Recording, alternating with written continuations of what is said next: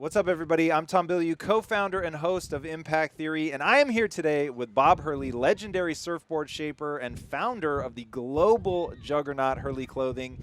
Founded in 1999, he rapidly grew the company into the household name that it is today, which is an incredible feat in and of itself, but it's doubly impressive when you think about the fact that the brand has remained relevant for nearly 2 decades. It really is incredible, man. As a fellow brand builder, I know how much energy it takes to do that. What would you say is the secret to you coming up and then being able to maintain that spot? Wow. Well, thank you, first of all, and thanks for having me. Relevance. Wow, that's the best currency. Thank you.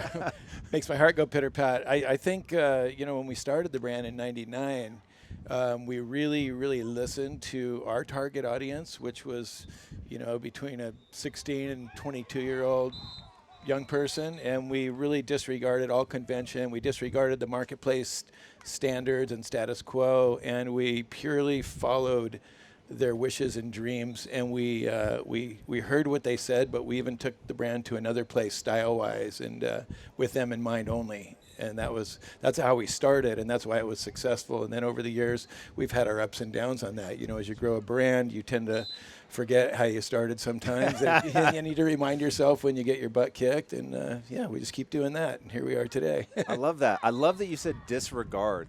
That's really interesting to me. So your whole story going back to Billabong is pretty impressive, or even your early shaping board days. Walk us through that. Like, what made you a great shaper? I think it's pretty interesting. You said that you had no talent, which speaks to my heart. So what do you mean that you had no talent for that? Well, some people are born with gifts in life, and I think most people are born with some type of a gift. Maybe if you don't have arms and legs, maybe you have a gift to inspire people, and I know people like that. And I had certain gifts, and unfortunately, they weren't in the field of shaping surfboards, riding skateboards, or shaping skateboards. Of course, I had a modicum of skill, but mostly desire, and mostly tenacity and hard work and relentlessness and reliability, which is how I got pretty far. A lot of people believed in me because of that, even though, I was a kid that maybe didn't have the most talent. What did the tenacity look like on a day-to-day basis? Like, how do you go from not having talent, and it'd be really interesting to hear why that didn't cripple you, because I think that does stop most people from doing something. So right. What does tenacity look like on a day-to-day basis, and how did you not let a lack of talent stop you? Yeah, well, I'm an early riser. I don't think you have to be tenacious, but I like getting up before most of my competitors or peers do, and I feel like I could have a little bit of a head start that way. And then, during the day, if I would get distracted with my work, I knew the primary mission was to finish my work well. I would just work later. I wouldn't leave till it was done. And if I told somebody something was going to be done on a Friday at 5 o'clock, I would try to have it done Friday at 5 o'clock. Now, I didn't always follow through, but, as they say about running away from bears, you just have to run a little faster than your friends. So that's what I did. And, I wasn't always perfectly reliable, but it was pretty helpful to try to be anyways. You had talked about repetition being one of the secrets to becoming great. How did you employ that, and how did that end up working for you? Yeah, well, there's a lot of theories about becoming a master at something, and some people say 10,000 hours is kind of the thing. And I was fortunate enough when I was young and I started off shaping surfboards to get a lot of work around town. A lot of people believed in me because of the reliability. So at that time in Huntington Beach, so many boards were being made. I can't even tell you, just a ridiculous amount. Mostly sold by celebrity shapers, and then I would be the ghost shaper. And so I would help them with their production that they couldn't finish, and I got a lot of work. Therefore, 6 days a week, 6 boards a day for 6 years straight. That's what I did. And most people don't get that opportunity to do that many in a row. And I've heard it's the same with surgeons. A lot of famous surgeons have started off at maybe a less high level of surgery, but they get just quantity. And I think if you get your LASIK surgeon, you probably want them to have done a lot. And so that's what I did. It's really interesting. So I read a story about the Beatles, and before anybody knew who they were, before anybody had heard of them, they spent like a year or 2 years in Germany performing, I don't know, some club or something, where they were performing like 5 or 6 nights a week, Wow. every week for an entire year, and that's what they credited getting good to, and that they were able to then break in because they'd spent so Wow. much time honing their craft. How do you make that practice work for you, though? Because I don't think it's enough just to do something. You have to do something with an eye towards actually getting better. How did you think of that at the time? Yeah, well, I think ego helps. I always wanted to try to be the best at whatever it was. So there's a huge downside to ego, right? But there's also the aspirational side, which says, you know what, we can do better. We can be the best. Yes, so-and-so is the best shaper, but why can't I do that too? Just because I wasn't gifted with that same talent, why can't I work hard and do it? So this idea of curiosity and wanting to be around the best and do the best, even though there's quarterbacks in the NFL that are just incredible, that they work harder than everybody else. Yeah, that is for sure. Hard work is definitely, like, when I think about the things that helped me be successful, it was always that. And the thing that I find so fascinating about your story is that emotional part, that you could acknowledge that I'm not talented at this. I don't have the raw gift that maybe other people have. How did that not chip away at you emotionally? Like, how did you deal with that? Well, it does chip away at one emotionally when you realize you're not the best. You're like, ouch, I'm kind of a kook at this. And, once you get over that, you can either take the time to remorse about it, go into denial. I used to always tell guys that didn't like their surfboards, just ride it one more time. Just ride it one more time. You're standing in the wrong spot. I watched you do this, do that. Well, the bottom line is it didn't work for him. So a friend of mine told me once, he goes, Bob, when they say they don't like the board, they don't like the board. You're not going to talk them into liking the board. Just make a better one. And I was like, wow, that's kind of sobering, but I kind of dig it. Yeah, that is actually amazingly good advice. Is that something that you try to instill in the company culture, that notion of, hey, sometimes you just got to face the hard truth? Yeah, I think in all business, the more you seek the truth, the more successful you'll be. And so it's not a natural tendency with most, especially males, but it's not a natural tendency with most business people to accept negative feedback or criticism or be really transparent about how you feel about that. And I think the more you can seek the truth, you're going to do better for the consumer, for your coworkers, and for your company and your brand. How do you do that? Like, that is extraordinarily good advice in my experience, and also extraordinarily hard to do. So how did you go about seeking the truth? Like, once your friend told you that and you thought, okay, that's sobering advice, but it's good advice, how did you employ that in your life to constantly get that feedback?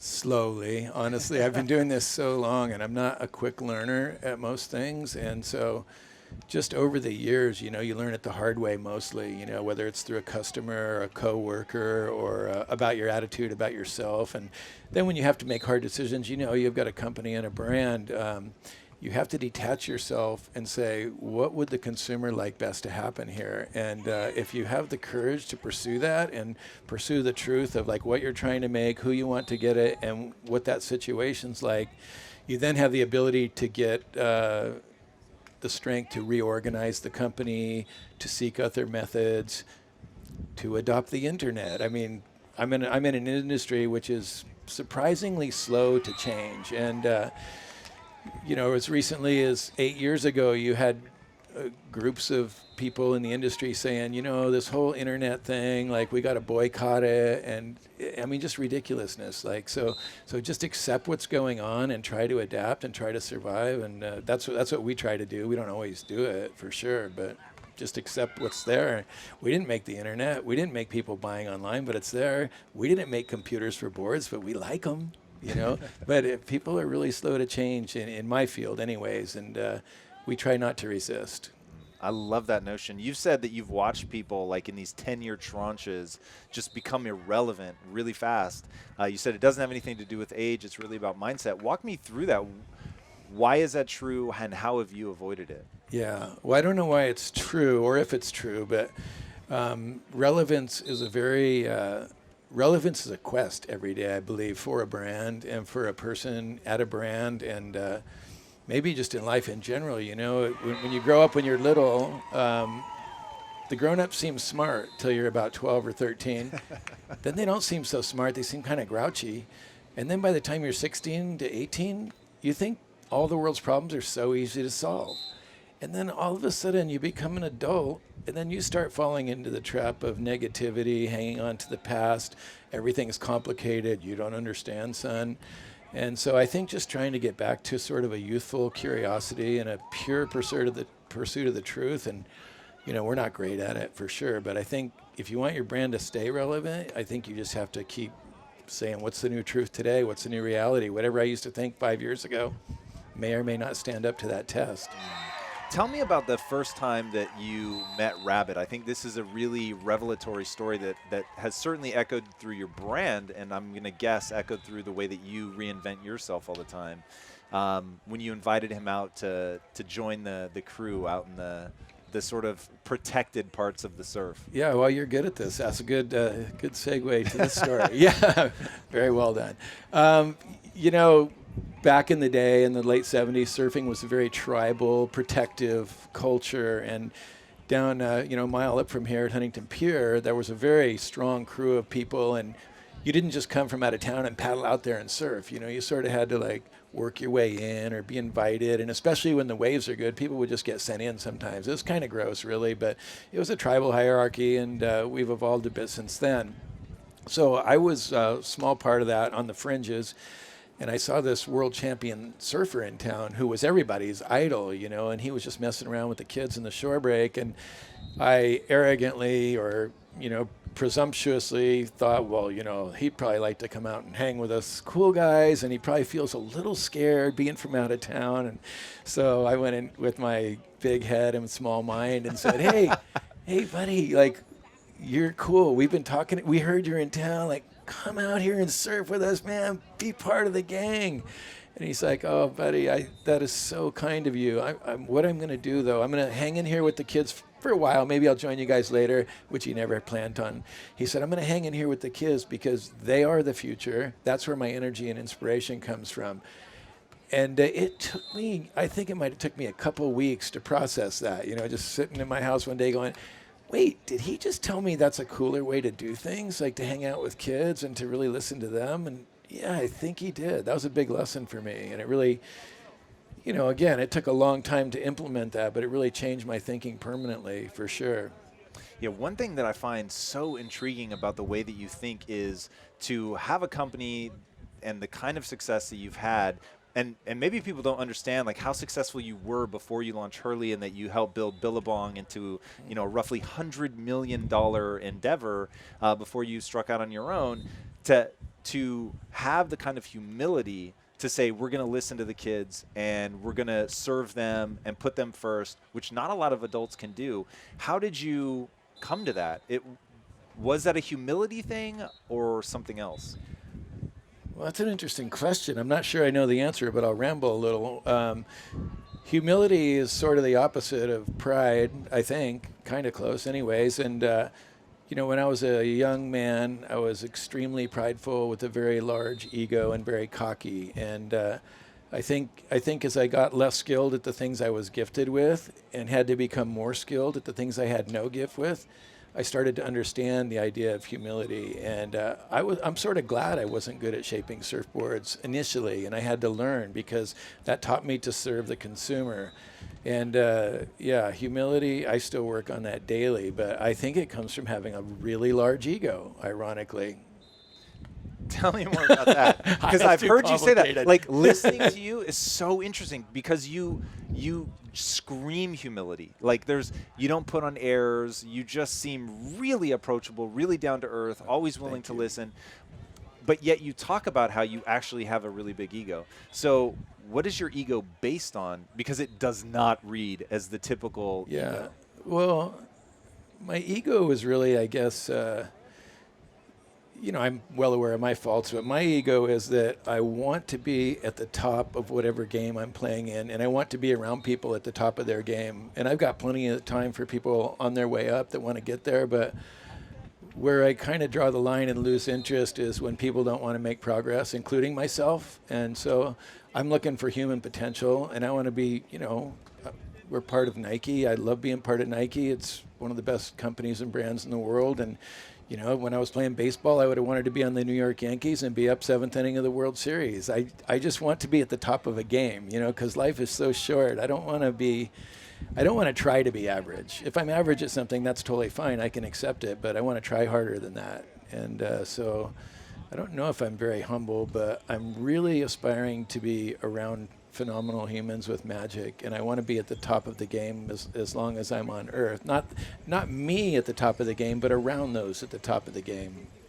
Yeah, I'm glad you brought up magic. That's something that you've said that you really want to be around that, to be a part of it. What does that mean exactly?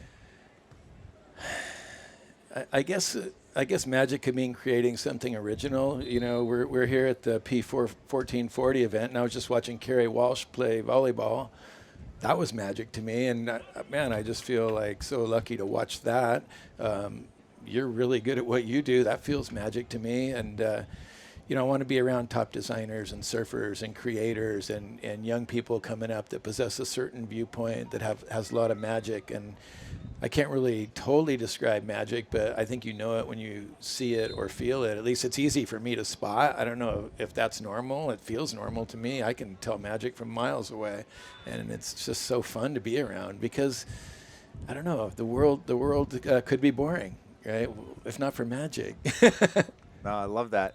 Now, one of the ways that you've been described is fearless. And the reason that people describe you like that has to do with the way that you handled the Billabong situation. Walk us through that transition, the year you decide that you're going to strike out on your own. Yeah, well, we had a very successful company in the United States, an Australian brand called Billabong, and we were doing fantastic. We were coming near the end of a licensing agreement. We would have signed a new one in 1999. We had just finished a year that was about 70 million in sales, and we projected the next year at 100. At the same time, I got diagnosed with kidney cancer. I was in Hoag Hospital, just thinking of what I should do next. And because, you know, you get those moments, and you're like, okay, who am I? Why am I here? What am I doing? And so I was thinking about what to do next. And the Billabong thing for about 8 years hadn't felt as harmonious as it could have felt. And strictly, I didn't even know why, because like I said, it takes me a long time to figure stuff out. It was really due to creative differences. You know, Billabong and the whole surf industry at that time, and not anymore, was very exclusive, saying, you know, we're super cool because we surf. You should buy our stuff if you want to feel cool too. Poor guy, girl.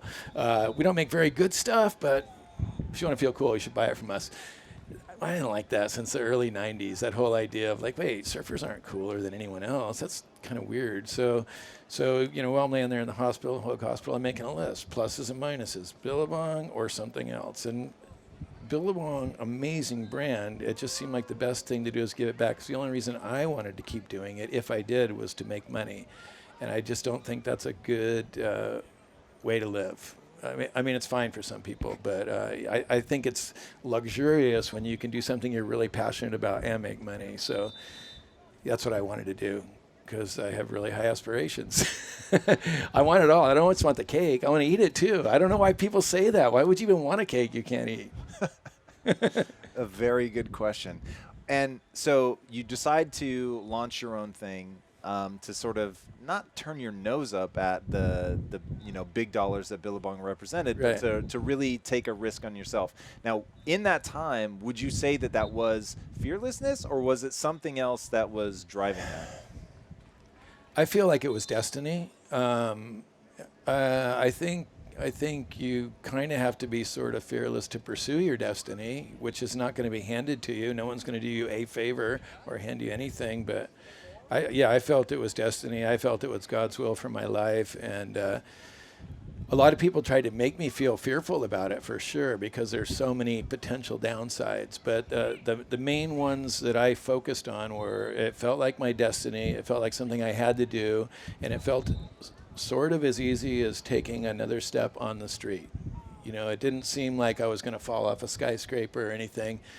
At the same time, we also calculated, like, okay, if this goes really bad, can we live with that? And we just decided we could. That's fine. We're fine totally broke. We're happy as could be totally broke. That's and amazing. we're happy as could be now. and you're saying that was you and your wife making that decision? Yeah, my wife and my partners for sure, but primarily me and my wife. Yeah. had to bring the partners along, and some of them were feeling different than I was. Some of them were like, let's do our own thing. I wasn't really feeling like that, but I had 8 partners, so everybody feels different. Right. But people were for a new thing for sure.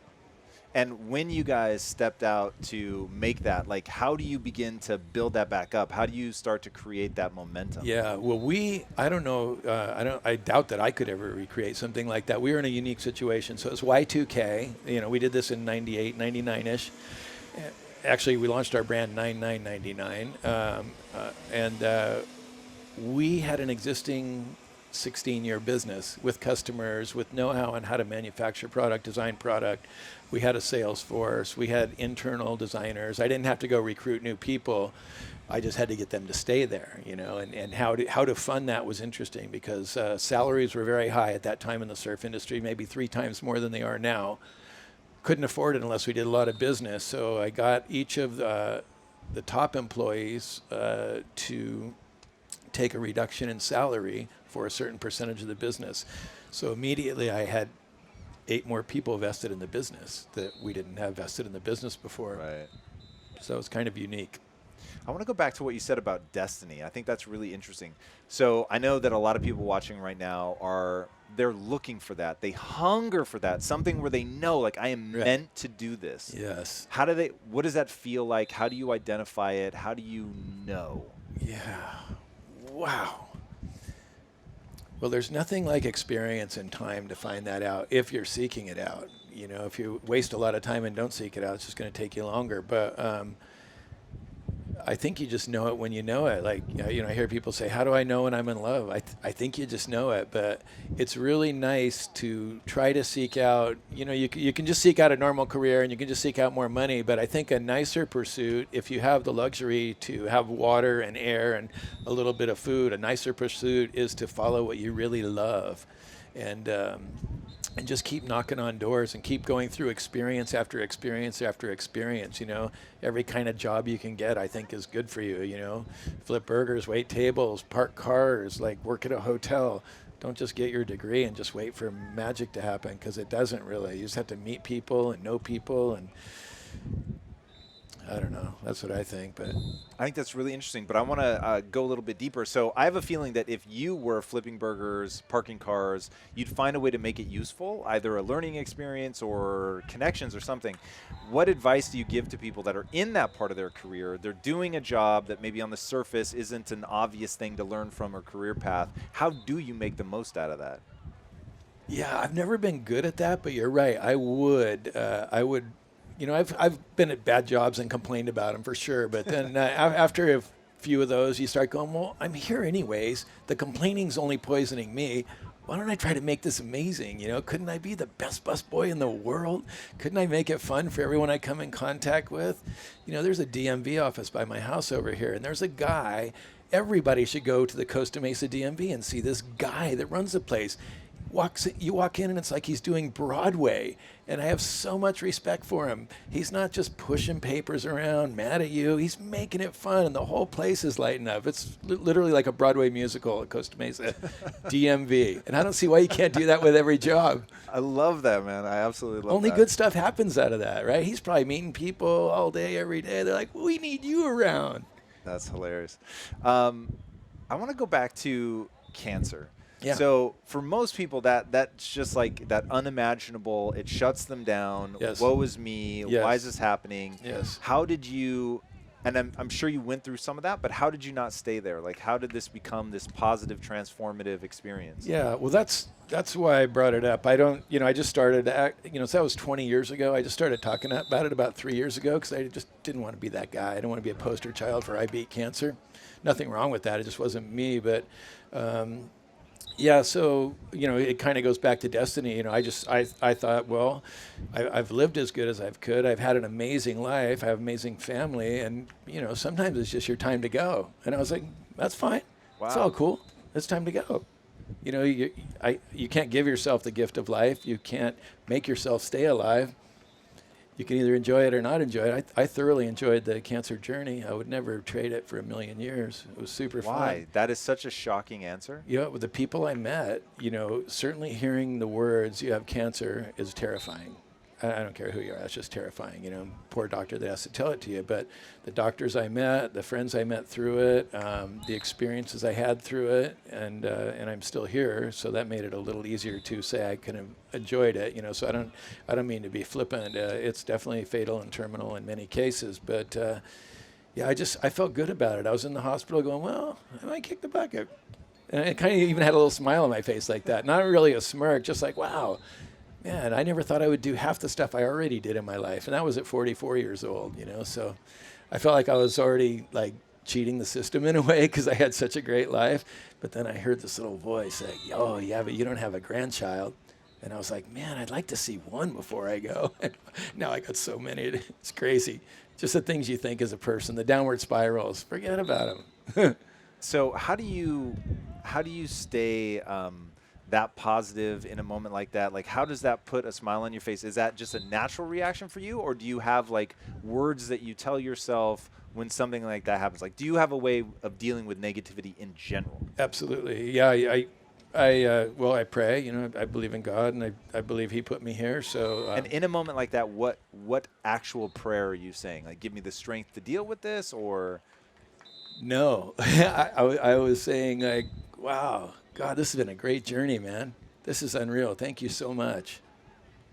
That's amazing. So a gratitude practice, is that something like, do you use those words like, oh, I have a gratitude practice, or is it just you've seen that work so much to look at what you have and to be grateful for it? Like, how does that work for you? Yeah, a couple things in my case, I guess. We grew up really poor, and I was really bratty about that to my mom. Just terrible. I need this, I need that. I need a pair of Levi's. Those aren't Converse. I'm not wearing those. Just crazy stuff, just like bratty kids do. So that made a big impression on me, thinking back on how bratty I was. And I've watched a lot of people have gratitude. I didn't come up with this on myself. I watch people all the time, and people I really admire that have a lot of magic, I steal from them, sort of like a vampire, actually. Yeah, it's pretty gnarly. And, I know a bunch of guys in AA and a bunch of different people that have a lot of gratitude, and it's fun to watch, and I learn every day from it. We also, my wife and I are blessed, so we go to different cultures a bit, and Indonesia and Fiji in particular, those two cultures have so much gratitude. They have so much suffering. We call it suffering. They don't have any money. They don't care. They're so happy. It's pretty awesome to watch. And when bad things happen, volcanoes, earthquakes, tsunamis, they recover really quickly. They're just a grateful society, both of those societies. And I always learn from that. I asked a woman in Fiji a few weeks ago that was cleaning our room. I said, Josie, how's your day going? And she started laughing hysterically, almost tears. Oh, sorry. And she said, Mr. Bob, every day is amazing. And I said, oh, that's probably a Western concept, huh? She says, I think so. Like, what are you talking about? How's my day going? I'm here. Wow. Yeah, so I learn a lot from other people. So as somebody that watches people, that learns a lot, it sounds like the most beautiful kind of vampire in the world. What is something that you've learned, or what are, like, say, 3 key things you've learned that you've tried to pass on to your kids? Try to enjoy every moment and don't take anything for granted. And I feel like they're doing a pretty good job of that. They're way far ahead of when I was their age. And I don't really try to teach them. I mean, they're grown-ups, but I want them to be curious, and I want them to breathe well. Like literally the way that they breathe? Yeah. That's interesting. Tell me about that. Do you do a breathing practice? I'm getting there. I'm like a rookie at it. I did hot yoga for a while. I get coaches on breathing and stuff, and a few little workouts I do. I'm pretty bad at it, but I'm just only the last year I was just kind of giggling at myself. I'm like, okay, let's figure out how hard life is. Okay, you got to drink water, and you got to breathe. What else is there? Maybe you got to eat every couple weeks. Other than that, it's all pretty good. So I've really been focusing on just trying to breathe better, which is kind of silly. I mean, how many people in the whole world are trying to breathe better every day? Maybe a lot right around here because there are a lot of healthy people, but in the whole world, you're going to your 9-to-5 job. Who's even thinking about breathing? Just trying to stay afloat, So Just the simple stuff. You've said that a couple days out of the year you wake up and be sad or depressed. I can't remember what word you used, but on those days, which sound like they're wonderfully rare, but on those days, what do you do to like get yourself back to your normal state? Well, if that ever happens, it could be a few different things. It could be meditation for sure. I got a couple of little meditations that my friend gave to me that are really unreal and really calm you down and really make you feel like a whole human again. That's Is pretty it a wonderful. guided meditation? Yeah, actually, yeah. So I got a 3-minute one, 8-minute one, and a 16-minute one. Wow. From my doctor, and it's unreal. And then I'll think of a few Bible verses that I like for sure. Maybe I'll sing a few songs. Maybe I'll turn on some punk rock music really loud and just start acting like a maniac around the house. Just, I don't know. Maybe I'll go surfing. Could be anything. I love that there's Bible verses that you listen to and punk rock music that you turn into a wild animal over. What are some examples of Bible verses that would really help you get back to a positive place? Well, there's one that says, "Whosoever the Son sets free is free indeed." So if I'm feeling all wound up, I got to realize I have a lot of freedom, and so that really helps me a lot. And I don't understand that phrase. Whomever the sun sets free, like Yeah. the mere act of having sunshine on you? well, in this case, Or the Son of S-O-N, God. the Son of God. Got it. No, that's Okay. fine. Yeah, but yeah, because we tend to make ourselves not free all day, every day in this Western world we live in by all the things we buy and do and act and pursue, and sometimes it can be overwhelming. So it's nice to feel like there's a way to be free of that a little bit, and sometimes prayer and meditation helps with that. Yeah. Parameditation? No, sometimes Oh. prayer and meditation. Rare and Yeah. God, I thought, ooh, Sorry. this is a new form of meditation I've never heard of. Yeah, it's a new thing I'm selling. Right, Prayer nice. meditation. No. Yeah. But I'm not a super disciplined, like, make sure I'm like as good as I can be every day guy. I'm just getting through it. Got to breathe and drink water. There you go. Hey, nice and simple. I like it. So going back, you talked about youth. You've talked about inclusion. What is and your TED Talk was basically all around the power of inclusion. What is the power of inclusion? Why is that so important to you? Why is it at the core of your brand? Oh, wow. You listen to that. That's awesome. I just think about a room. So at that TED Talk, there was 1,600 high school students in that room. And I so believe in youth and curiosity and intelligence that I would trust them with anything. I would really say, hey, do you guys want to do this? Let's do it then. And that's how we started our company, kind of, and I've never seen believing in youth fail, really. Men fail all the time. Kids know wars are stupid, and kids know all this other stuff's stupid, but men get selfish and don't do it.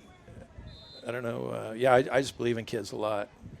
And the power of including them is just, oh my gosh, that's lightning in a bottle, What are the traps that we fall into as adults that make us lose some of that magic? Because the irony is every adult has to pass through this phase Yes. that is lightning in a bottle to you. So what happens and how can we avoid it, which I guess is really my question. Well, if it does happen, I think maybe it could happen. I don't really know. I haven't really thought about it so much, but I just funny watching myself how easy life seemed when I was 16, and then as I grew up, how complicated it seemed, and then now that I'm in a different, we're all on this different journey in life. So I'm pretty much at a further part of the timeline than you are, for example, and I just think you learn a lot of things along the way. What did you ask me again? I'm trying to figure out. So that was actually another question I had for you, which is, you gain this wisdom later in life, having gone through some of the trials and tribulations. But really what I'm trying to figure out is, so we have something magical in youth. Maybe Right. it's naivete. I don't know. Maybe it's just lack of you're not focused as much on worldly possessions. I'm not sure. But I'm trying to figure out, like, what do we lose? What is that trap that we fall into? And how do we avoid falling into the trap so that we can have some of that lightning in a bottle even as we age? And I'll tell you what's motivating this question. So I heard a quote once that scared me to my core. And much like that moment that you had with Rabbit has really steered my life, which is genius is a young man's game. Oh, wow. And I never liked that quote because I thought I'm only going to be young for like this really small portion of my life. And so it is terrifying to me to think that that will be the best part of my life, the moment where I'm going to do the greatest work. And the quote came because most Nobel Prizes, while they're awarded to people in their 60s, they're given for work they did in their 20s. Oh, I didn't and I just thought, yo, like that is so scary to me to think that whatever I do, you know, in my 20s, that's going to be my life. So I'm legitimately asking for my own, like, to implement my own life. Like, what is it that kids have that make them, you want to use them in your brand, or if they raise their hand and said, let's do this, you'd want to do it, so that I can make sure that I hold on to that. Oh, you're going to be fine. You're amazing. But I think what happens is, so I'm done working full time. So I've had the interesting challenge of like, how do I do that? How do I relax? How do I not micromanage all this stuff, right? And so in doing that process, you know, whether it's meditation or, you know, yoga or whatever I'm doing, I just keep learning every day. The simpler you can make your life, like back to when you were a kid, you feel a little smarter and a little more whole, you know. And I think when you're on the treadmill of like, you know, your 30s and your 40s and you're trying to get more stuff and you're trying to get more success, I think that's not super satisfying. But once you get it, it's a little bit satisfying. But then the real satisfying part is learning how to deal with it when you get a little older than that, I think. That's totally confusing, I know, but I don't have a book to sell, so it's okay. It's actually not confusing at all, and it brings up something that I think is one of the most powerful parts of your message, which is that what you're peddling essentially is love. And I thought that was really interesting. And walk us through that. So what people think when they're young is that they want money, they want success, they want fame. Yes. And you're saying that that's not necessarily what's going to give you the feeling that you want. Yeah, those are all great, and you know, you've had some of those, and many people get some of that stuff, you know. But yeah, what we all really want, I believe, is just like a hug and a approval from our friends or our family, and you know, that joy when you're talking to an 8-year-old kid, and they've just got nothing but ideas and curiosity, and it's just fun, you know. And I think those are the things that really are very satisfying. And it's fun to make a company, it's fun to make a career, it's fun to make a bit of money. Of course, that's amazing. But I think to think that that's the be all and end all, and when I get there, I'll be happy. You know, I just saw your podcast with Scott Graham. That was astounding. He's a poster child for what this subject is right here. And what he's doing now with his life, it's so satisfying for him, it seems. You know, I don't know him, but it's unreal. Yeah. And I think just, you know, kids would do that, what he's doing now, but a lot of grown-ups were too busy trying to make it. For what?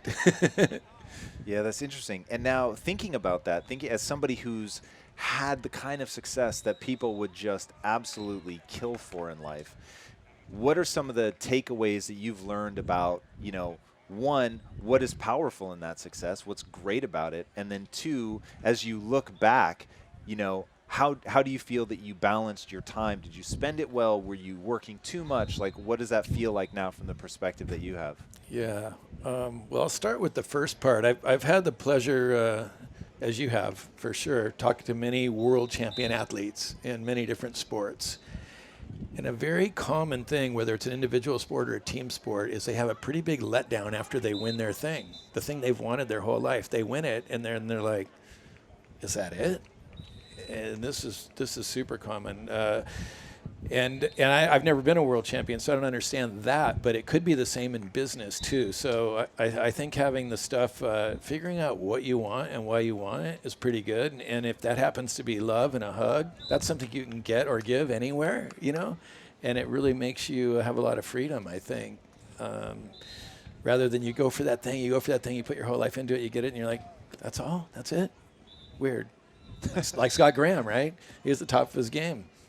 Yeah, that's amazing. So before I ask my final question, tell these guys where they can engage with you more, find you online. I think there's so much to learn from you. Well, if anyone wants to get a hold of me, they can look at me at Instagram, Bob Hurley. That's I don't know. I don't have Twitter or anything. I don't have Facebook. Nice and easy. Yeah. All right. My last question. What's the impact that you want to have on the world? Well, a friend of mine told me this, so I'm going to copy him. I would like everyone I come into contact every day to have a better day because I came in contact with them. Now, that doesn't happen all the time. That might not even happen most of the time, but I think that's a kind of impact I would like to make. I think that's useful. It's amazing, Bob. Thank you so much for your time, man. That was really incredible. Yeah, thank you. Guys, I'm telling you, this is somebody that you will have so much fun diving into their world. It is absolutely extraordinary how much this man has accomplished. Like, if you just met him on the street, he's so down to earth. He's so easygoing. He's so affable. You can feel that sense that he wants to brighten your day, that his day is bright. And that kind of extraordinary generosity of spirit is rare in anyone, let alone somebody that's had to do the hard things of building a business that he's had to do.